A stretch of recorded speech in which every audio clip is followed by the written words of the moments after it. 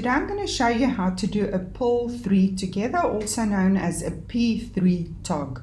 It is a 2-stitch decrease. So let me show you how that's done. Normally when you pull a stitch, you will go into the first one on the left hand needle, wrap your yarn around and drop it off the needle. But because we're going to do a Purl 3 together, we're going to work with 3 stitches on the left hand needle. So you're going to take your right needle into the first, the second, as well as the third stitch on the left hand needle. Wrap your yarn around, pull it through all 3 of those stitches, and then drop it off the needle. Let me show you that once more. We're going to go into the first, the second, as well as the third stitch on your left hand needle.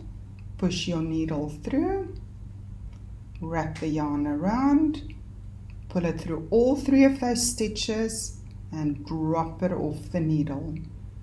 And that is how you do a Purl 3 together.